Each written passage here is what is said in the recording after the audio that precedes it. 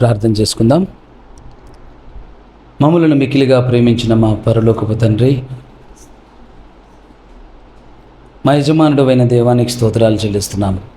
ఈ దినాన్న ప్రభా, నీ బిడ్డలముగా నాయనా నీ మాటలు వినట కొరకు తండ్రి ఆశ కలిగి ఉంటుండగా మాతో మాట్లాడమని, నాయన బిడ్డలు ఎవరెవరైతే యూట్యూబ్ ద్వారా ఫేస్బుక్ ద్వారా వీక్షిస్తున్నారో వారితోనూ మాట్లాడమని, వారిని దీవించమని యేసు నామములో ప్రార్థిస్తున్నాము తండ్రి, ఆమేన్.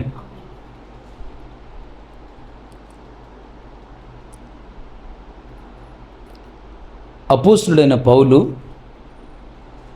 రోమీయులకు రాసినటువంటి పత్రిక 8వ అధ్యాయము 13-14 వచనములు చదువుదాం. మీరు శరీరానుసారముగా ప్రవర్తించినట్లుగా చావవలసిన వారే ఉందురు గాని ఆత్మ చేత శరీర క్రియలను చంపినట్లుగా జీవించుదురు. చాలు. మీరు శరీరానుసారముగా ప్రవర్తించిన ఎడల చావవలసిన వారై ఉందురు కానీ ఆత్మ చేత శారీర క్రియలను చంపిన ఎడల జీవించెదరు. అంటే చావవలసిన వారై ఉందురు. దేవుడి వాక్యం సెలవిస్తుంది, ఎవడైనను క్రీస్తునందున్న ఎడల వాడు నూతన సృష్టి, పాతవి గతించెను, సమస్తము కృతవాయను, నూతనమాయను. అయితే మహానుభావుడు పౌలు గారు రోమా పట్టణంలో ఉన్న సంఘానికే రాస్తున్నాడు. ఇది లోకంలో ఉన్న అన్యజనులకు రాయలేదు. దేవుని సంఘమా, లోకంలో ఉన్నటువంటి అన్యజనులకు రాయలేదు, సంఘముకే రాశాడు. సంఘములో ఉన్న వారికే రాశాడు. వారితో అంటున్నాడు, మీరు శరీరానుసారముగా ప్రవర్తించిన ఎడల చావవలసిన వారయ్యుందురు. అంటే శరీరానుసారముగా ప్రవర్తించుట ఏమిటి? ఆత్మచేత శారీర క్రియలను చంపిన ఎడల మీరు జీవించెదరు. 14వ వచనంలో చూసినట్లయితే, దేవుని ఆత్మ చేత ఎందరు నడిపింపబడుదురో వారందరూ దేవుని కుమారులే యందురు. ఏలయనగా మరల భయపడకు మీరు దాస్యపు ఆత్మను పొందలేదు గాని దత్తపుత్ర ఆత్మను పొందితిరి. చాలు. అయితే ఇక్కడి నుంచి పౌలు గారే కొరింథీలకు రాసినటువంటి మొదటి పత్రిక, మొదటి కొరింథీలు 2వ పత్రిక, మొదటి కొరింథీలు 2వ అధ్యాయం, పొరపాటు, మొదటి కొరింథీలు 2వ అధ్యాయం 10వ వచనం నుంచి చదువుదాం. మనకైతే దేవుడు వాటిని ఆత్మ వలన బయలుపరిచున్నాడు. ఆ ఆత్మ అన్నిటినీ దేవుని మర్మములను కూడా పరిశోధిస్తున్నాడు. ఒక మనుషుని సంగతులు అతనిలో ఉన్న మనుష్యాత్మకే గాని మనుషుల్లో మరి ఎవరికి తెలియను. అలాగే దేవుని సంగతులు దేవుని ఆత్మకే గాని మరి ఎవరికి తెలియవు. దేవుని వల్ల మనకు దయచేయబడిన వాటిని తెలుసుకొనుటకై మనకు లౌకిక ఆత్మను కాక దేవుని యొద్ద నుండి వచ్చు ఆత్మను పొంది ఉన్నాము. ఆమేన్. అయితే దేవుని సంగమా, ఇక్కడ మరి యొక్క సంఘానికి రాస్తూ, మరి ఒక ప్రాంతంలో ఉన్న సంఘానికి రాస్తూ అంటున్నాడు, ఒక మనుష్యుని సంగతులట మనిషి లోపట ఉన్న ఆత్మకే కానీ తప్ప ఎవరికీ తెలియవు. ఆమేన్. అంటే ఎవరి విషయం గమనించినా, సాధారణంగా చూస్తే ప్రతి ఒక్క మనుషుడు బయట కనపడుతున్న మనుషుడు మాత్రమే మనుషుడు కాదు, కానీ వాడిలో అంతరంగమందు మరొకడు ఉన్నాడు. నిజానికి దేవుని సంగమా, ఎప్పుడైనా ఎవరినైనా కలుసుకున్నప్పుడు మనము ఒక వ్యక్తిని కలుసుకోవడం లేదు, ఒక వ్యక్తిని కలుసుకోవటం ద్వారానే మరి ఇంకొక వ్యక్తిని కూడా అక్కడ మనం కలుస్తూ ఉన్నాము. ఇద్దరు ఉంటున్నారు. అయితే ఒక వ్యక్తి అంతరంగమందు, ఒక వ్యక్తి బాహ్యమందు. ఇక్కడ మనం అంటున్నాము, గమనిస్తూ ఉన్నాము, నేర్చుకుంటూ ఉన్నాము, మాట్లాడుతూ ఉన్నాము, వివరిస్తూ ఉన్నాము, స్పందిస్తూ ఉన్నాము, ఏడుస్తున్నాము, నవ్వుతున్నాము, చలిస్తున్నాము. ఇవన్నింటిలో కూడా ఇద్దరి యొక్క పనులు చాలా మార్లు బయలుపరచబడతా ఉన్నాయి. ఇద్దరుంటారు, బయటికి కనపడిన వ్యక్తే అని అనుకోవటానికి లేదు, లోపల మరి ఒక వ్యక్తి ఉన్నాడు. అయితే పౌలు అంటున్నాడు, ఒక మనుషుడి అంతరంగములో ఉన్న విషయం మనిషిని ఆత్మకి తెలుస్తుంది కదా, అలాగనే దేవుని సంగతులు ఏమైనా దేవుని ఆత్మకే తెలుస్తుంది. ఆమేన్. దేవుని ఆత్మకే తెలుస్తుంది. అలా చెప్తూ, అలాగే దేవుని సంగతులు దేవుని ఆత్మకే కానీ మరి ఎవనికి తెలియవు, దేవుని వలన మనకు దయచేయబడిన వాటిని తెలుసుకొనుటకై మనము లౌకిక ఆత్మను కాక దేవుని యొద్ద నుండి వచ్చు ఆత్మను పొంది ఉన్నాము. అంటే మనము ఏమై ఉన్నామో, మనము ఎలాగ జీవించవలసిన వారమై ఉన్నామో, మనము ఎలాగ మాట్లాడవలసిన వారమై ఉన్నామో, మనము ఎలాగ ప్రవర్తించవలసిన వారమై ఉన్నామో, మనము ఎలాగున పలుకవలసిన వారమై ఉన్నామో, మనము ఎలాగ స్పందించవలసిన వారమై ఉన్నామో, మనము ఏమి చేయవలనో ఏమి చేయకూడదో ఇవన్నీ కూడా స్పష్టముగా తెలిసిన వాడు ఎవరు అంటే పరిశుద్ధాత్మ దేవుడు. ఆమేన్. ప్రభు అంటాడు అపోస్తులతో, నేను మీకు ఇప్పుడు చెప్తున్న సంగతులు తిరిగి మీకు పరిశుద్ధాత్ముడు జ్ఞాపకం చేస్తాడు. Praise the lord. పరిశుద్ధాత్ముడు మీకు జ్ఞాపకం చేస్తాడు, మీకు బోధపరుస్తాడు, మీకు జరగబోయే సంగతులు చెప్తుంటాడు. అయితే పరిశుద్ధాత్ముడు ఏవి తనకు తానే మీకు బోధించడు కానీ తండ్రి యొద్ద నుండి ఏవైతే వింటుంటాడో అవే మీకు బోధిస్తాడు. Praise the lord. దేవుని సంగమా, మనము ఆత్మచేత శారీర క్రియలను చంపిన ఎడల జీవించదము. ఇది మనము మొట్టమొదట చదివి ఉన్నాం. ఆత్మచేత శారీర క్రియలను చంపుట ఎలాగూ ప్రభువా అంటే ఆత్మచేత నడిపింపబడుట ద్వారా స్వాధ్యము. ఆత్మచేత మనము నడిపింపబడాలి, ఆత్మచేత మనము గద్దింపబడాలి, ఆత్మచేత మనము హెచ్చరింపబడాలి, ఆత్మచేత మనము బోధింపబడాలి, ఆత్మచేత మనము ఆదరింపబడాలి, ఆత్మచేత మనము బలపరచబడాలి. వాక్యము మనలను నిర్మిస్తుంది. ఆమెన్. వాక్యము మనలను నిర్మిస్తుంది, కడుతుంది. పరిశుద్ధాత్ముడు మనలను నడిపిస్తూ ఉంటాడు. ఆమెన్. వాక్యము కడుతుంది, పరిశుద్ధాత్ముడు కదిలిస్తాడు. Praise the lord. వాక్యము కడుతుంది, నిర్మిస్తుంది, పరిశుద్ధాత్ముడు కదిలిస్తుంటాడు, నడిపిస్తుంటాడు. దేవుని సంగమా,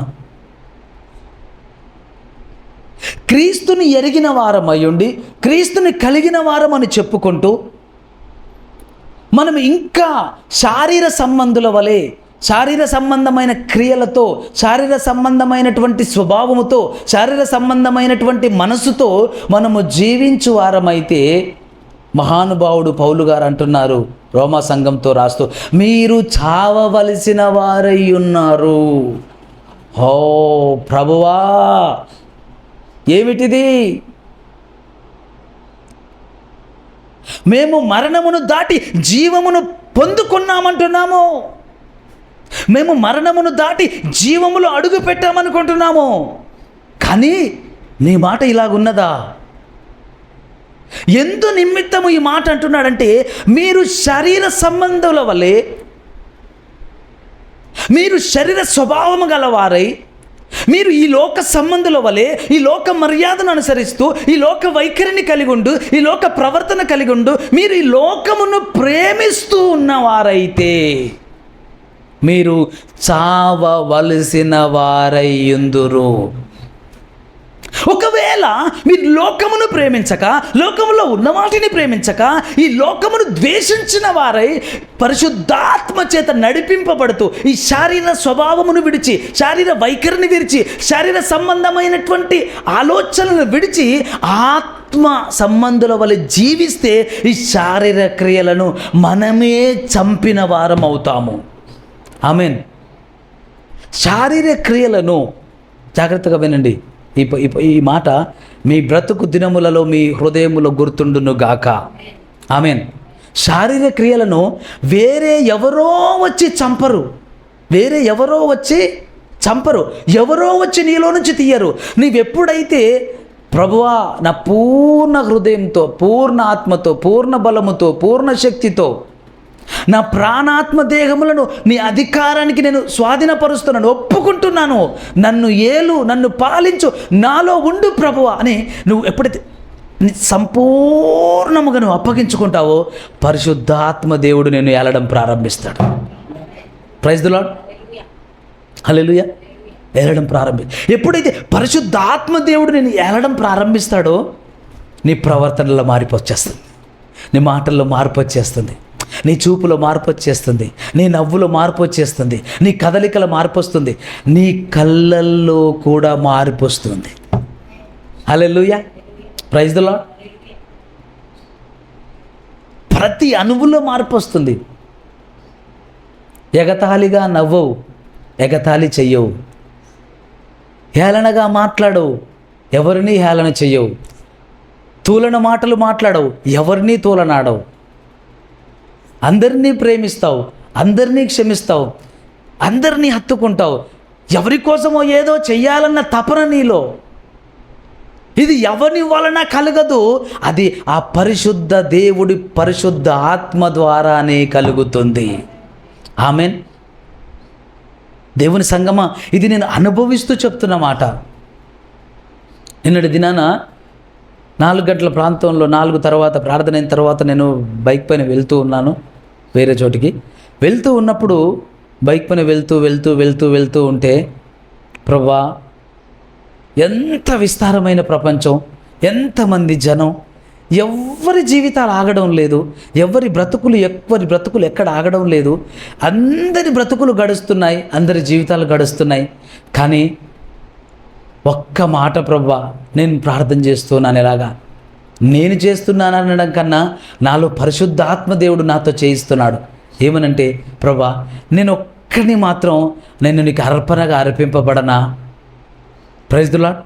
అంటే నా కొరకు నేను జీవించక, ఆమెన్, నా కొరకు నేను జీవించక, నా కొరకు నేను ఆలోచించక, నా కొరకు నేను తలంచక, నీ కొరకే తలించి, నీ కొరకే జీవించి, నీ కొరకు ఒక అర్పణముగా అర్పింపబడే కృప నాకు ఇవ్వవా ప్రభువా? ఎంతమంది విస్తారమైన జనం కనపడుతున్నారు కదా. ప్రతివాడు తన కొరకు తానే బ్రతుకుతున్నాడు కదా, ప్రతివాడు తన కొరకు తానే పరిగెత్తుతున్నాడు కదా, ప్రతివాడు తన కొరకు తానే ఆలోచిస్తున్నాడు కదా. ప్రభువా, నన్ను నీ కొరకు ఆలోచించేవాడిగా చేయవా? నీ గురించి మాత్రమే ఆలోచించేవాడిగా, నిన్ను గురించి మాత్రమే తలంచేవాడిగా, నీ కొరకు మాత్రమే బ్రతికేవాడిగా నన్ను చేయవా ప్రభువా? నేను బైక్ పైన వెళ్తూ ఈ ప్రార్థన చేస్తున్నాను. నేను నమ్ముతున్నాను దేవుని సంగమా, ఈ ప్రార్థన నాది కాదు, కానీ నాలో నిలచిన పరిశుద్ధ దేవుడు, పరిశుద్ధ ఆత్మ దేవుడి ప్రార్థన. ఆమెన్. ఎంతగా అనిపించిందంటే, నిజంగా దేవుని సంగమా, ఎప్పుడైతే మనము ప్రభువులో మమేకమవుతామో, ఆయనతో పెనవేయబడతామో, ఆయనతో అంటు కట్టబడతామో, ఆయనతో నడిపింపబడుతున్నప్పుడు తలంపులు ఆయనవి, ఆలోచనలు ఆయనవి, మాటలు ఆయనవి, ఊహలు ఆయనవి, ఉద్దేశాలు ఆయనవి. ఆమెన్. శరీర స్వభావము, శరీర క్రియలు, శరీర తలంపులు, ఈ లోకము, లోకేచ్ఛలు, లోకాశలు, లోక తలంపులు, ఏదో ఏది లేదు, ఏది కాదు. వందల వేల సంవత్సరాల నుండి కోట్ల జనము పుట్టారు, కోట్ల జనము గతించారు. కోట్ల జనం పుట్టారు, కోట్ల జనం గతించారు. కానీ దేవుని సంగమా, ఒక మాట, ఎవరైతే ప్రభువు కొరకు జీవించారో వారు ఇక్కడ గతించితే గతించారు, కానీ ఒక చోట సజీవముగా నిత్య జీవమందు అక్కడ మహిమలో ఉన్నారు. ఆమెన్. అయితే ఆ కాలమును ఈ కాలం మర్చిపోయింది, ఆ ప్రపంచాన్ని ఇప్పటి ప్రపంచం మర్చిపోయింది. ఒక గమ్మత్తుగా నేను ఒక మాట చెప్పనా మీకు? ఒక 5,000 సంవత్సరాలు కాదు, 500 సంవత్సరాలందాం. 500 సంవత్సరాల క్రితం చూడండి ఎంత గమ్మత్తుగా ఉంటుందో. 500 సంవత్సరాల క్రితం ఒక రాజు రాజ్యాన్ని పరిపాలిస్తున్నాడు. అక్కడ ప్రజలు, రాజ్యము మంచి వెండి బంగారాలు గల దేశం, సిరి ధాన్యాలు గల దేశం, గొప్ప సమృద్ధి గల దేశం. అలా హడావిడిగా బిజీగా సంపదలు, వివాహాలు, విందులు, ఎలాగా ఒక రకంగా చెప్పాలంటే పండగలు, పెళ్ళిళ్ళు, ఆడంబరాలు, సంబరాలు, ఒక నోవాహు కాలం వలె, ఒక సొదొమ గొమొర పట్టణం వలె ఇవన్నీ ఉన్నాయి. ఓ అద్భుతం, గమ్మత్తు, జీవితం విలాసవంతం, అద్భుతం అద్భుతం. 5,000 సంవత్సరాల క్రితం ఆ రాజ్యం ఇప్పుడు ఉందా? ఆ రాజులు ఉన్నారా? ఆ ప్రజలు ఉన్నారా? ఓకే. 500 సంవత్సరాల క్రితం రాజ్యాలు ఉన్నాయా? ఆ రాజులు ఉన్నారా? ఆ ప్రజలు ఉన్నారా? మేము ఎంత ఆనందిస్తున్నామో తెలుసా? మేము 40 సంవత్సరాలుగా 70 మాకు పేదరికమే తెలీదు. మేము గొప్ప సమృద్ధి గల దేశం మాది, గొప్ప రాజు ఎంత గొప్పగా బతికినా, ఎంత గొప్పగా ఉన్నా ఆ రాజ్యాలు ఉన్నాయా? ఆ రాజులు ఉన్నారా? ఆ ప్రజలు ఉన్నారా? ఇంకొక మాట చెప్పనా ఈ విషయంలో ముగింపిది. నేను ఇలా ఉన్నాను కదా, నీ గురించి నేను చెప్తాను. దేవుని బిడ్డ, నువ్వెంత మంచిగా బతికినా, ఎంత గొప్పగా బతికినా, నువ్వెంత సంపాదించినా, 3-4 తరాలు తిన్నా తరగని ఆస్తులను సంపాదించినా, ఒక్క మాట హాస్యాస్పదంగానే ఉంటుంది. ఇది ఏంటంటే, నీ కొడుకులు నిన్ను పొగుడుతారు. గుర్తుపెట్టుకొని, ఇది మా తండ్రి కష్టమయ్యా, ఆనాడు మా తండ్రట ఒక పూట తిని ఒక పూట ఆర్చుకొని కడుపు మార్చుకొని సంపాదించేవాడట. ఆ రోజులలో ఇలా కొన్నాడట, ఆ రోజులలో ఇలాంటి వ్యాపారం చేశాడట. ఎవరు చెప్పుకుంటారు? కొడుకులు, కూతుళ్ళు, మనవన్లు కూడా చెప్పుకుంటారు. ఇదంతా మా తాతల గొప్పతనం. మా తండ్రులది కూడా కాదట, మా తాతలది. అయితే ఆ తర్వాత వారి పిల్లలు వచ్చేటప్పటికి, అయితే ఏంట్రా ఎంత ఆస్తికరులు మీరు, ఎంత ఆస్తిపరులు అంటే, మా తాత వాళ్ళ తాతనట, తండ్రట అప్పుడెప్పుడో కష్టపడి సంపాదించాడట. అంటే చూసావా మీ తాత? మా నాన్నే చూడలేదు, ఆయన ఎప్పుడో ఒక కాలంలో వెళ్ళిపోయాడు. అట్లా ఎగ్జాక్ట్గా ఒక 10 తరాలు, ఎక్కువ లేదు, 100, 1000 వద్దు, 10 తరాలు. 10 తరాల తర్వాత నీ పిల్లల పిల్లల, నీ పిల్లల పిల్లల, నీ పిల్లల పిల్లల, నీ పిల్లల వారి పిల్లలు, 10వ తరం పిల్లలు. నీ పేరు తెలుసా వాళ్ళకి? కదా, ఒక గమ్మత్తు. ఇప్పటికిప్పుడు మీ నాన్న పేరు చెప్పండి అంటే కదా టక్కున చెప్తారు. మీ తాత పేరంటే టక్కున చెప్తారు. వాళ్ళ నాన్న పేరంటే నాకైతే తెలియదు, మరి నిజంగా తెలియదు నాకు. మా నాన్న పేరు తెలుసు, వాళ్ళ నాన్న పేరు కూడా తెలుసు, కానీ వాళ్ళ నాన్న పేరు ఏంటో నాకు తెలియదు. వాళ్ళ నాన్న పేరు అడిగితే, వాళ్ళ నాన్న గురించి అడిగితే, వాళ్ళ నాన్న గురించి అడిగితే లేదు. కానీ నాన్న, తరాలు గడిచినా, యుగాలు మారినా, నిన్ను విడువని ఎడబాయని దేవుడు నీ దేవుడు. ఎలాంటి దేవుడు తెలుసా నీ దేవుడు? తరాలు గడిచిన, యుగాలు మారిన, 100,000, 1000, కోట్ల సంవత్సరాలు పోనీ నిన్ను మరువడు, నిన్ను విడువడు. నీకొక కొత్త నూతనమైన పేరు పెడుతూ, నిన్ను పిలుస్తూ, నిన్ను గౌరవిస్తూ, నిన్ను సన్మానిస్తూ, నీకు కిరీటము ధరింపజేస్తూ, ఆయన మహిమలో, ఆయన తేజస్సులో, ఆయన స్థలములలో నిన్ను ఆయన కూర్చుండ పెట్టుకునే దేవుడు నీ దేవుడు. నిన్ను విడిచిపెట్టే దేవుడు కాదు నీ దేవుడు. తరము వెంబడి తరము గతిస్తే నిన్ను మర్చిపోతారు. 4 తరాలకు మించిన తరాలు ఎవరు గుర్తు పెట్టుకోరు. కానీ దేవుని బిడ్డ, నీ దేవుడు గొప్ప దేవుడు. మోషేతో అంటున్నాడు, నేను మీ పితరుల దేవుడనని చెప్పు, నేను మీ పితరుల దేవుడనని చెప్పు, అబ్రహాము, ఇస్సాకు, యాకోబుల దేవుడనని చెప్పు. అబ్రహాము, ఇస్సాకు, యాకోబుల దేవుడా? అంత ప్రేమిస్తావా ప్రభువా? వాళ్ళు కేవలం నరులు ప్రభువా, వాళ్ళు కేవలం నరులు వాళ్ళు. అంటే ఆయన అంటాడు, నేను నా బిడ్డలను, నా ప్రజలను, వారు నరులే కానీ నా చేత సృజింపబడిన వారు, నా చేత పిలువబడిన వారు, నేను ఏర్పరచుకొనిన వారు, నేను నా ప్రజలు అనిన వారు కనుక నేను వారిని మరువను, విడువను. ఆమేన్. అబ్రహాం ఉన్నాడా అప్పటికి? ఇస్సాకు ఉన్నాడా అప్పటికి? యాకోబు ఉన్నాడా అప్పటికి? అయినా వారి పేరెత్తి గుర్తు చేస్తున్నాడు.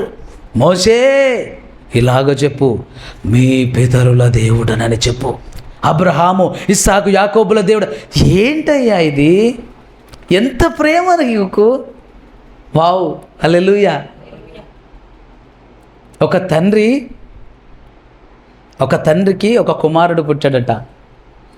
కుమారుడు పుట్టి ఆ కుమారుడు వీధుల వెంట తిరిగినప్పుడు, బడిలో వెళ్ళినప్పుడు, ఎక్కడైనా వెళ్ళినప్పుడు, ఏయ్ బాబు, ఎవరు నువ్వు అంటే, నేనా ఫలానా వ్యక్తి కుమారుణ్ణి, జాన్ కొడుకుని, అబ్రహాం కొడుకుని, డేవిడ్ కొడుకుని, ఫలానా వ్యక్తి కుమారుణ్ణి అని చెప్పుకుంటాడు. అయితే ఈ వ్యక్తి పెరిగి పెద్దవాడై గొప్ప కీర్తి ప్రతిష్టలు సంపాదించిన తర్వాత ఆ ప్రాంతం విడిచి ఇంకో దగ్గరికి ఎక్కడెళ్ళినా అతడు గొప్పవాడిగా పరిచయం అయ్యాడు.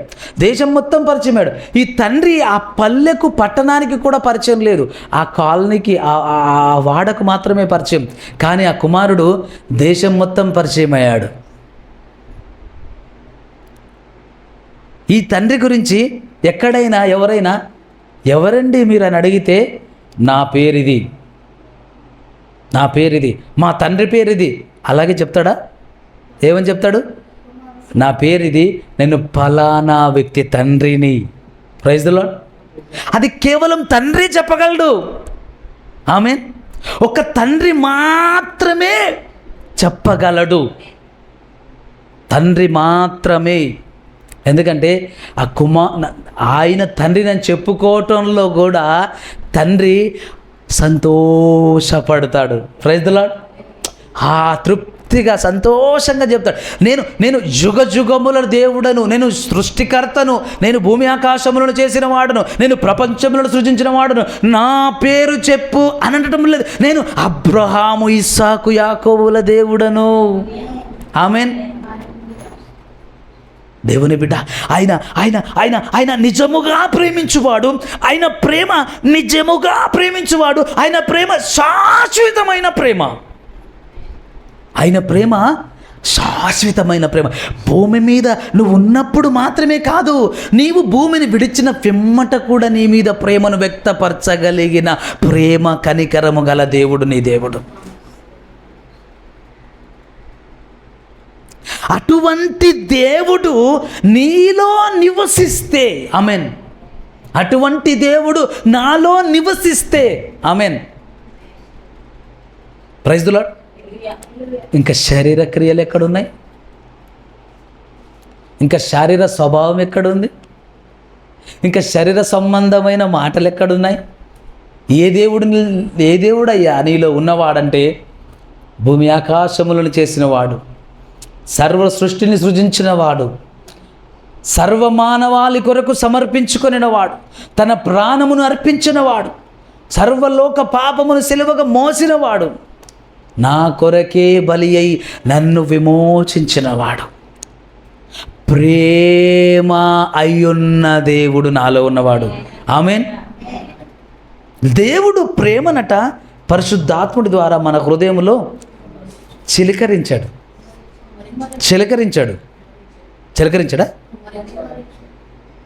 కానీ కనీసం కొందరిలో చిలకరింపైనా కనపడుతుందా ప్రేమ?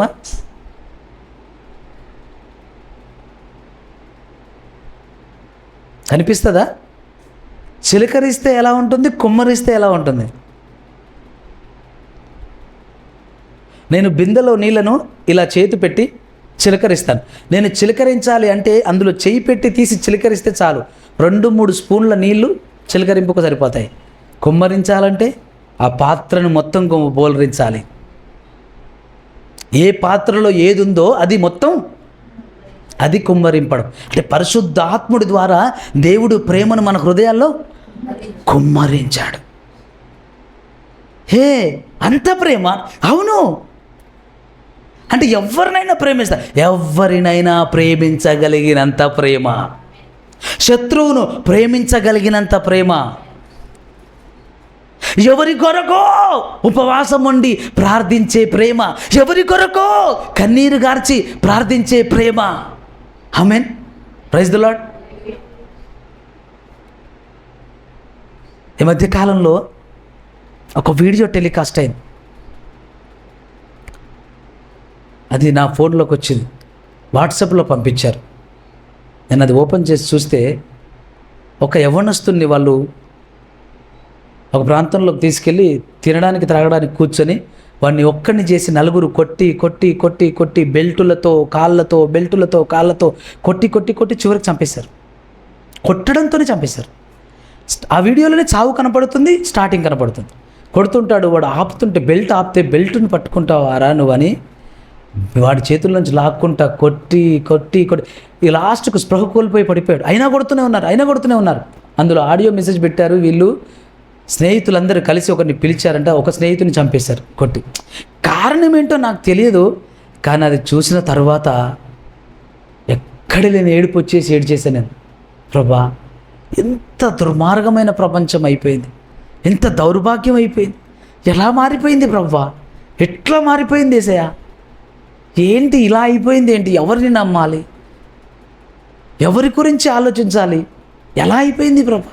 ఇక్కడ నేను బాల్కనీలో బట్టలు ఐరన్ చేస్తున్నాను, అక్కడ కింద ఒక ఇద్దరు బండి మీద వచ్చారు, మరొక అతను ఒక బండి మీద ఒకతనే ఉన్నాడు, అతన్ని పట్టుకొని కొడుతున్నాడంటే బాబోయ్, నేను కూడా చూస్తుండిపోతున్నాను తప్ప వెళ్ళడానికి నాకు సరిపోను నేను. ఎందుకంటే అతడు ఎలా ఉన్నాడంటే గొలియాతులాగా ఉన్నాడు. కొట్టేవాడితో ఒకడు ఉన్నాడు, కానీ పడేవాడితో ఎవరు లేరు, ఒక్కడే. కొట్టకు అంటూనే ఉన్నాడు, వీడు కొడుతూనే ఉన్నాడు. అంతసేపట్లో ఎన్ని దెబ్బలు కొట్టాడో లెక్కించలేము. అక్కడ ఉన్న వాళ్ళందరూ మగాళ్ళు కూడా చూస్తున్నారు తప్ప ఎవరు ఆపట్ల. చివరికి పాపం స్త్రీలు, ఆ తల్లులకు నా హృదయపూర్వక వందనాలు, వాళ్ళు సీరియస్ అయ్యారు. ఏం రా కొట్టి చంపుతావా, ఎవర్రా బాబు నువ్వు అని వాళ్ళు సీరియస్ అయ్యేసరికి వాడిని విడిచిపెట్టి, ఆ కుర్రోని విడిచిపెట్టి బండెక్కి వీళ్ళు పారిపోయారు. కానీ ఆ దెబ్బలు పడితే నా కళ్ళల్లో నీళ్ళు కారుతూనే ఉన్నాయి. నాకు అనిపించింది, ప్రభా, ఈ పాపిష్టి లోకానికి ఒక ఎత్తు కారణం నేనే. ఈ దుర్మార్గులు, ఈ పాపిష్టి వాళ్ళు ఈ విధంగా భ్రష్టత్వంలో బ్రతుకుతూ ఇంత అన్యాయ పనులు చేయటానికి నేను కాదా కారణం ప్రభా అని నేనే ఒక కారణం అని ఒప్పుకోవాలి అని నా హృదయము నన్ను ప్రేరేపిస్తూ, నా మనసు ప్రేరేపిస్తూ, నిజానికి నా మనసు నా హృదయం కాదు, పరిశుద్ధాత్ముడు నన్ను బోధపరుస్తూ ఒప్పుకుంటున్నాను. ప్రవ్వా, ఈ నీచ కార్యాలు, ఈ దాడులు చూస్తున్నాను, దీనికి కారణం నేనే. నేను ప్రార్థన లేని జీవితం గడిపిన నేనే. నేను ఈ లోకము కొరకు ప్రార్థన జీవితం గడిపిన నేనే. ఇలాంటి వారి కొరకు ప్రార్థన లేని జీవితం గడిపిన నేనే. ఈ ప్రాంతం గురించి మోకరించని నేనే. ఈ ప్రాంతం గురించి బాధ్యత తీసుకొని ఈ ప్రాంతంలో ఉన్న ప్రతి చీకటి దురాత్మ కాడులకు విడగొట్టకుండా, ఈ ప్రాంతంలో ఉన్న దుష్టుడి బలము పడగొట్టకుండా నేను నిమ్మలముగా తింటూ నిమ్మలముగా పడుకుంటూ నేను గడిపానే. ఈ దుష్క్రియలకు కారణం నేనే ప్రభువా అని నేను ప్రార్థన చేయడం మొదలుపెట్టాను, ఒప్పుకోవడం మొదలుపెట్టాను. అయితే ఏడుస్తూ, దేవుడు సంగమా, పరిశుద్ధాత్మ దేవుడు నీలో ఉంటే, పరిశుద్ధాత్మ దేవుడు నాలో ఉంటే మౌనంగా ఉండనివ్వడు, మౌనంగా ఉంచడు. ఈ లోకమును ప్రేమించనియ్యడు, ఈ లోకంలో ఉన్న వాటిని ఆశించనియ్యడు. ఆయన లోకం వేరు, ఆయన ఆలోచన వేరు, ఆయన నడిపింపు వేరు, ఆయన ప్రత్యక్షత వేరు.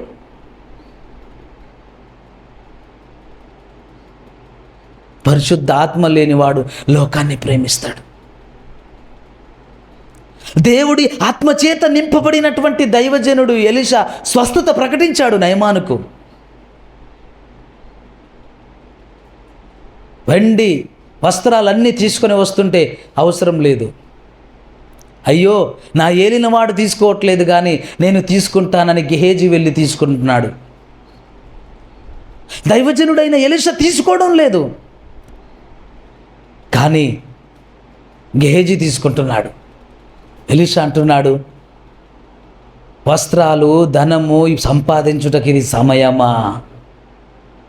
హల్లెలూయా. ఎప్పుడు ఇది? వేల సంవత్సరాల క్రితం, నిన్న మొన్నటి సంగతి కాదు. ధనధాన్యాలు, సిరి సంపదలు, వెండి బంగారాలు, వస్త్రాలు సంపాదించుకోవడానికి ఇది సమయమా గేజీ అంటున్నాడు. ఇప్పుడన్న మాట కాదు, యుగాంతం అంటున్న మాట కాదు, రాజుల కాలం, ప్రవక్తల కాలంలో అంటున్న మాట. అంటే అప్పుడే ఆ దైవజనుడు ఇవేవి కావు, ఆయన ఒక్కడే శాశ్వతం, ఆయన కార్యములే నిత్యం, ఆయన ఒక్కడే మన సత్యం, ఆయన మార్గములో నడుచుటయే మా జీవితం. ఆమేన్. ఇలా ఆ దైవజనుడు నడుస్తూ ఉన్నాడు, వెళ్తూ ఉన్నాడు. వెండి చూశాడు. వెండి ఎందుకు నాకు? దేవుడికి స్తోత్రం కలుగును గాక. బంగారంతో నాకు పని ఏముంది? ఏం కావాలని ఆయన ఆశపడితే అది ఇవ్వగలిగిన దేవుడు ఆయనతో ఉన్నాడు. ఆమేన్, హల్లెలూయా, ప్రైజ్ ది లార్డ్. ఏం కావాలంటే అది ఇవ్వగలిగిన దేవుడు ఆయనతో ఉన్నాడు. కానీ ఏం అడగాలో ఆయన అంతరంగమందు ఆయన బయలుపరిచే దేవుడు అయి ఉన్నాడు. Praise the lord. ఆయన పరిశుద్ధాత్మ దేవుడు. పరిశుద్ధాత్మ దేవుడు ఏది పడితే అది, ఎక్కడ పడితే అక్కడ, ఎలా పడితే అలా విచ్చలవిడితనంతో బ్రతకనివ్వడు, మాట్లాడనివ్వడు, పలకనివ్వడు, నవ్వనివ్వడు. ఆయన ఆయన ఆయన ప్రత్యేకమైనటువంటి దారిలో ఆయన నడిపిస్తూ ఉంటాడు. Praise the lord. 1 కొరింథీ 2వ అధ్యాయం 4-5 వచనాలు చూద్దాం. మరియు బలిష్టతోనూ భయంతోనూ ఎంతో వణుకుతోనూ మీ యొద్ద నుండిమి. 1 కొరింథీ 2వ అధ్యాయం 4-5 వచనం. విశ్వాసము మనుషుల జ్ఞానమును ఆధారం చేసుకొనక దేవుని శక్తిని ఆధారం చేసుకొని ఎన్నన మళ్ళా, మీ విశ్వాసము మనుషుల జ్ఞానమును ఆధారము చేసి కొనక దేవుని శక్తిని ఆధారము చేసుకొని ఉండవలెను. ఆమేన్. దేన్ని ఆధారం చేసుకోవాలి? దేవుని శక్తిని, మనుషుల జ్ఞానం కాదు. 5వ వచనం. నేను మాట్లాడినను సువార్త ప్రకటించినను జ్ఞానయుక్తమైన తీయని మాటలను వినియోగింపగా పరిశుద్ధాత్మయు దేవుని శక్తియు దృష్టాంతములచే వినియోగించితిని. ఏం చేస్తున్నాడట ఆయన? పరిశుద్ధాత్మయు దేవుని శక్తియు కనపరచు దృష్టాంతములనే వినియోగించి తిని, జ్ఞానయుక్తమైన తీయని మాటలను వినియోగింపక. ఆమేన్. అంటే వాక్చాతుర్యం ఇక్కడ పనిచేయదు, అవసరము కూడా లేదు. 1 కొరింథీ 1వ అధ్యాయము 17వ వచనం. బాప్తిసం ఇచ్చుటకు క్రీస్తు నన్ను పంపలేదు గాని క్రీస్తు యొక్క శిలువ వ్యర్థము కాకుండానట్లు వాక్చాతుర్యము లేకుండా సువార్త ప్రకటించడానికి ఆయన నన్ను పంపెను. చాలు. వాక్చాతుర్యము లేకుండా సువార్త ప్రకటించుటకే ఆయన నన్ను పంపెను. ఆయన ఎవరైతే నేను జ్ఞానవంతుణ్ణి, నేను మాట్లాడితే ఎలా ఉంటుందో తెలుసా? తెలుసు. నువ్వు ఎప్పుడైతే ఆ మాట అన్నావో నువ్వు అక్కడే పాతి పెట్టబడువాడిగా ఉంటాయి నీ మాటలు. అంటే నీ మాటలలో జీవం ఉండదు, నీ మాటల ద్వారా ఫలము రాదు. అయ్యా, నేను నా మాటలు, నా ఆలోచనలు వద్దయ్యా, నేను ఎవరినయ్యా, నేను దేనికి పని చేస్తాను? నేను ఒక పెంట వంటి వాడిని కానా? నీవు వాడుకోవాలనుకుంటున్నప్పుడు నీ చేతిలో ఉండే ఒక బూర వంటి వాడిని కానా? నాకు నేనుగా ఏం చెయ్యగలను నేను? ఆమేన్. నేను ఎలా అతిశయపడతాను? నా జ్ఞానం ఏ పాటిది, నా మాటలే పాటివి. నీవు నన్ను వాడుకొనుట చేతనే కదా. నీవు నన్ను వాడుకుంటేనే, నీవు నన్ను నిలబెట్టుకుంటేనే. అందుకే నేను ఎప్పుడూ చెప్తుంటాను, మీకు చాలా బాగా తెలుసు, ఐఎమ్ ఏ జీరో. ఆమేన్. నేను ఒక సున్నాని. ఆయన ఎప్పుడైతే నాతో ఉంటున్నాడో నాకు విలువ. Praise the Lord. నేను ఎప్పుడు చెప్తాను, ఇప్పటికీ చెప్తాను, నేను ప్రభువుతో చేరు వరకు అలాగే చెప్పుదును గాక, నేను కేవలము 0 మాత్రమే.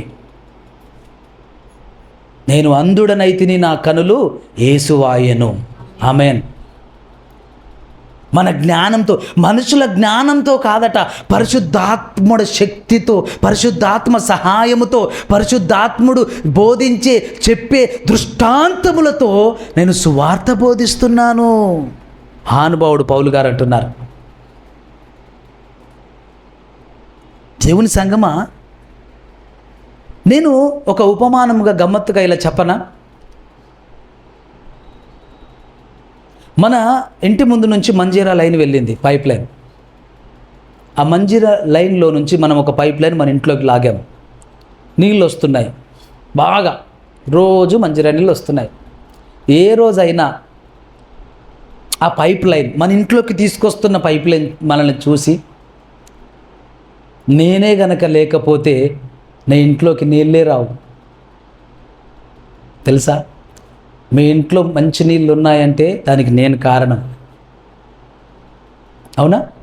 మీ ఇంట్లో మంచినీళ్ళు ఉన్నాయంటే నేనే కారణం అని ఆ పైప్ లైన్ గనక మాట్లాడింది అనుకోండి నాతోని, ఏమంటాను నేను? ఏమనాలి? ఒకవేళ ఆ పైప్ లైన్కే మాట వచ్చి, గాడిదకు గొంతు వచ్చినట్టు, గాడిదకు స్వరం వచ్చినట్టు ఆ పైప్ లైన్కు మాట వచ్చి, ఒరే బాబు, రోజు ఎక్కడి నుంచో వస్తున్న నీళ్ళను నీ ఇంట్లోకి మోస్తున్నాను, నీ ఇంట్లోకి మోస్తున్నాను, నేనే గనక లేకపోతే నీ ఇంట్లోకి నీళ్ళు వస్తాయా అని ఒకవేళ పైప్ లైన్ మాట్లాడితే నేనేమంటానో తెలుసా? ఓరి పిచ్చి పిచ్చి పైప్ లైను, నిన్ను వేసిందే నేను, నిన్ను ఇంట్లోకి వేసింది ఎవరు? నేను. నువ్వు లేకపోతే నీ ఇలాంటి 100 లైన్లు వేయగలను. నిన్ను నేను నా ఇంట్లోకి లైన్గా వేసుకోదగిన వాడిని నీలాంటి ఇంకొక 10 లైన్లు వేయలేనా? నా అవసరత నీతో తీరుతుంది కాబట్టి నీ ఒక్కదాంతో నేను ఆగాను, లేదంటే ఇంకో 10 పైప్ లైన్లు వేసుకోగలను. నీ అతిశయానికి, నీ గొప్పదనానికి ఇక్కడ ఆస్పాదం ఏమీ లేదు. నిన్ను వేసుకున్నది నేనే, నిన్ను పైప్ లైన్గా నా ఇంట్లోకి వీధిలోంచి వేసుకున్నది నేనే. ఆ పైప్ లైన్లో నుంచి వస్తున్న జలాలకు డబ్బులు చెల్లిస్తుంది కూడా నేనే. నీ అంతట నువ్వు వేయబడలేదు, నువ్వే డబ్బులు ఆ నీళ్లకు చెల్లించడం లేదు. వస్తున్న నీళ్లకు బదులుగా నేను చెల్లిస్తున్నాను. నేను నిన్ను వేయించుకున్నాను పైప్ లైన్గా నా ఇంట్లోకి. అంటే నేనే తప్ప నువ్వేమీ లేవు. నేనేమంటున్నానో తెలుసా? యేసయ్యలో నేను ఆ పైప్ లైన్ వంటి వాడిని. ఆమేన్. యేసయ్యలో నేను ఆ పైప్ లైన్ వంటి వాడు. మనం ఏ పాటి వాళ్ళం? నాకు బాగా మాట్లాడడం వచ్చు, ఏ పాటిది ఆ మాట? నేను బాగా పాడగలను, ఏ పాటిది నీ పాట? నేను బాగా బోధించ, ఏ పాటి నీ బోధ, నీ మాట? ఎప్పుడైతే నా అన్నది అతిశయముగా బయటికి వస్తుందో ఆ తరువాత నీదంటూ ఇంకా మిగలది ఏమి ఉండదు, ఇంకా అంతా వెనక్కే. దేవుడికి స్తోత్రం కలుగును గాక. దేవుని సంగమా, పరిశుద్ధాత్మ దేవుడు అతిశయపడనివ్వడు, పరిశుద్ధాత్మ దేవుడు గర్వపడనివ్వడు, పరిశుద్ధాత్మ దేవుడు లోకపరమైనటువంటి రోషపు మాటలను ఇవ్వడు, లోక జ్ఞానమును వ్యక్తపరచనివ్వడు. పౌలు గారు అదే అంటున్నారు, నేను మనుషుల జ్ఞానమును ఉపయోగించలేదు. ఏమయ్యా పౌలు, లోక సంబంధంగా నీకు జ్ఞానం ఉందా అంటే విస్తారమైన జ్ఞానం ఉంది. మహానుభావుడు, మామూలుడు కాదాయన. అసలు ధర్మశాస్త్రమును వడబోసిన వాడాయన, యూదా మతమును గొప్పగా ఆచరించిన వాడాయన, హెబ్రీయుడు ఆయన, క్రమం తప్పకుండా యూదుల ధర్మమును పాటించిన వాడాయన, పరిసయ్యులకు శాస్త్రులకు కూడా హెచ్చరిక చేసి బోధించగలిగే సమర్థుడు ఆయన. అటువంటి జ్ఞానము గలవాడు, అటువంటి మేధస్సు గలవాడు, అటువంటి పాత నిబంధన గ్రంథమును తెలిసినవాడు. అటువంటి వాడే మనుషుల జ్ఞానముని నేను వినియోగించక పరిశుద్ధాత్ముడి బోధ, పరిశుద్ధాత్ముడి నడిపింపు, పరిశుద్ధాత్ముడి యొక్క దృష్టాంతములనే తప్ప నేను నా జ్ఞానముతో సువార్తను బోధించుటకు రాలేదు, అందుకు దేవుడు నన్ను పిలవలేదంటున్నాడు ఆయన. మరి ఈ లోకంలో ఎవరినైనా నీ జ్ఞానము ఉపయోగించు సువార్త చెప్పు అని పరిశుద్ధాత్మ దేవుడు పిలుచునా? దేవుడి పిలుపు అలాగ ఎవరికైనా దక్కునా వచ్చునా లేదు కదా. మరి కొందరు టీవీలలో, సోషల్ మీడియాలలో, బయట ఎక్కడైతే పడితే అక్కడ ఎంత అతిశయపడతారు. దేవుని సంగమా, ఒక్క మాట సెలవీయనివ్వండి. దేవుని దాసుడిగా తగ్గించుకున్నవాడు హెచ్చింపబడతాడు, హెచ్చించుకున్నవాడు తగ్గింపబడతాడు. దీన్ని స్కీమ్ చేస్తారు. మళ్ళీ స్కీమ్ చేయొద్దు దీన్ని. మళ్ళీ హెచ్చింపు కావాలి నాకు అని తగ్గించుకుంటే నీకన్నా పాపిష్టుడు, నీకన్నా పాపిష్టిది ప్రపంచంలో ఎవరు ఉండరు. నాకు హెచ్చింపు కావాలి, అయితే నేనేం చేయాలి బోధకుడా? నాకు హెచ్చింపు కావాలి దైవజనుడా, నేనేం చేయాలంటే నేను అంటాను తగ్గించుకో అని అనను. చచ్చిపో, నువ్వు చచ్చిపో, అప్పుడు హెచ్చింపు వస్తుంది. తగ్గించుకుంటే రాదు. చచ్చిపోతే, నీ శరీర క్రియలను చంపితే, నీవు నీలో చనిపోతే అప్పుడు వస్తుంది హెచ్చింపు. మహానుభావుడు పౌలు గారు అంటారు, ఇకను జీవించువాడను నేను కాదు, నా కొరకు సిలువ వేయబడి చనిపోయిన క్రీస్తే నాలో జీవిస్తున్నాడు. నేను క్రీస్తుతో పాటు సిలువ వేయబడ్డాను, నేను చనిపోయాను. అందుకే పౌలుకు ఎవరికి దొరకని దర్శనములు, ఎవరికి దొరకని ప్రత్యక్షతలు, ఎవరు ఎక్కని మూడవ ఆకాశమునకు అపోస్తులుడైన పౌలు ఎక్కి వెళ్ళొచ్చాడు, పరదేశులోకి వెళ్ళొచ్చాడు. ఎవరికి దొరకని భాగ్యము, ఎవరికి దొరకని అతిశయం, ఎవరికి దొరకని ధన్యత పౌలుకు దొరికిందని పౌలు తగ్గించుకున్నాడు. ఎలా తగ్గించుకున్నాడు? పౌలు మరణించిన వాడి వలె, చచ్చిన వాడి వలె. హెచ్చింపు కొరకు కాదు, స్వభావమే, గుణమే. Praise the lord. దేవుని బిడ్డ, ఎవరి కొరకో ఏదో, దేని కొరకో ఏదో, ఏ సందర్భములోనో ఎక్కడో కాదు. నేను నా సమస్తము, నా సర్వస్వము, నా ఉదయము, నా రాత్రి, నా సంధ్యవేళ, నా మధ్యాహ్నం, నా ప్రాణం ఉండుట, నా ప్రాణం పోవుట నా ప్రభువు కొరకే. ఆమేన్. ఇది నీలో బలపరచువాడు పరిశుద్ధ ఆత్మదేవుడే, నిన్ను సిద్ధపరచువాడు పరిశుద్ధ ఆత్మదేవుడే. పానార్పణముగా పోయబడుచున్నాను నేను అంటాడు పౌలు. ఎట్లనంట? పానార్పణముగా. ఇట్టి సేవ మీకు యుక్తము కాదు, మీరు సజీవ యాగము వలె మీ శరీరములను సమర్పించండి. అంటే ఎట్లుండాలంటే ప్రాణం ఉన్నప్పుడు చితిని పేర్చుకొని అంటించుకోవాలి అంటున్నాడు. సతి సహజీవ ఏదో ఉండే మన పాత కాలంలో మన భారతదేశంలో సతి సత్యం కాదయ్య గారు, సతి సహజీవ దహనం, దహనం, సతి సహజీవ దహనం. రైట్, ఇది కరెక్ట్ వర్డ్. సతి సహజీవ దహనం అంటే భర్త చనిపోతే భార్యను ఆ చితి మీదనే వేసేసేవాళ్ళు. ఇంకా నువ్వు బతకడానికి అర్హురాలు కాదు, చచ్చిపో అని చెప్పి తీసుకెళ్ళి ఈమె పరిగెత్తిన పట్టుకెళ్ళి మరీ పడేసేవారు. మహానుభావులు కొందరు చదువుకున్న వాళ్ళు వచ్చారు, బాబు ఇది న్యాయంగా ధర్మం కాదు, ఇది ఇలాంటిది ఏం లేదు, ఎవరు బతుకులు వాళ్ళని బతకనియండి అని కొందరు మార్చారు దాన్ని. సతి సహజీవ దహనం. అయితే దేవుని సంగమా, ఇక్కడ మనం ఏం చూస్తున్నామో, సజీవ యాగముగా ప్రాణముండగానే అర్పించుకున్నాడా? వేసేయలేదా? తనకు తానే అర్పించుకున్నాడా? ఎవరన్నా పట్టుకున్నారా? బైబిల్ ఏమని సెలవిస్తుంది? ప్రభువైన యేసుక్రీస్తు వారు అంటారు, మనుష్య కుమారునికి ఇట్టి అధికారము కలదు. ఏ అధికారం కలదు? తన ప్రాణం పెట్టుటకును తిరిగి తీసుకొనుటకును. తనంతట తానమే పెడుతున్నాడు కానీ ఎవడు బంధించుటకు ఎవడు లేడు.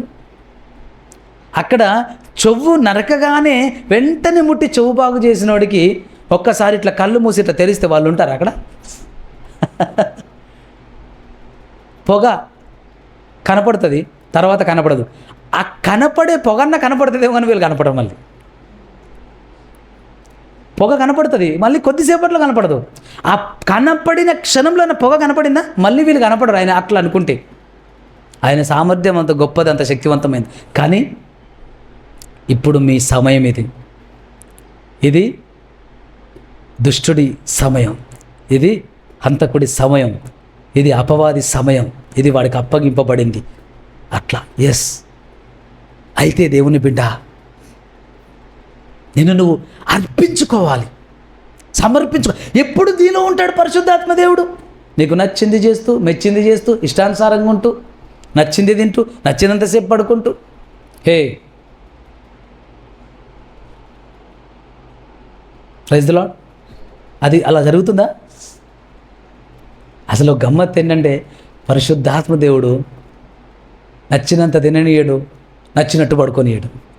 Praise the lord. ఎందుకంటే ఆయన చలించే దేవుడై ఉన్నాడు. ఆమెన్. చలనములు గల దేవుడై ఉన్నాడు. ఆమెన్.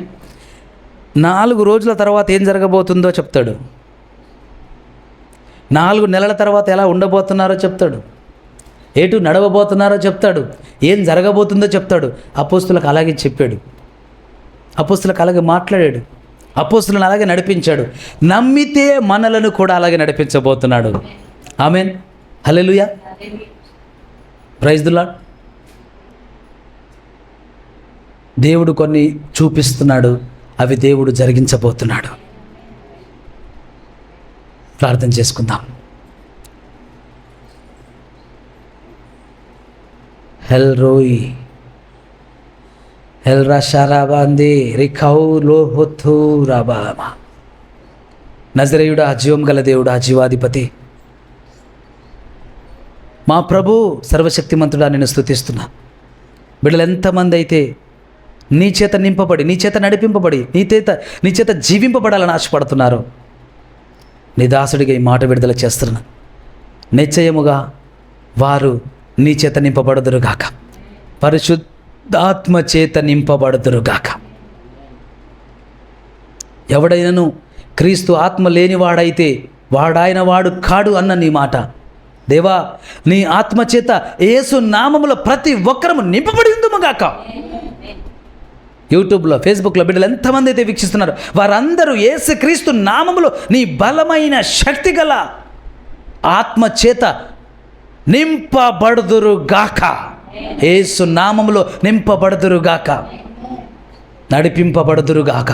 అట్టి కృప, అట్టి ధన్యత, అట్టి భాగ్యం మాకు అందరికీ నీ దయచేయమని, యుగాంతమందు నీ సన్నిధి చేరుతున్న ప్రతి ఒక్కరికి అట్టి కృప, అట్టి ధన్యత, అట్టి భాగ్యం దయచేయమని యేసు క్రీస్తు నామములో ఈ ప్రార్థన అడిగి వేడుకొనుచున్నాము తండ్రి. Amen, amen, amen. God bless you.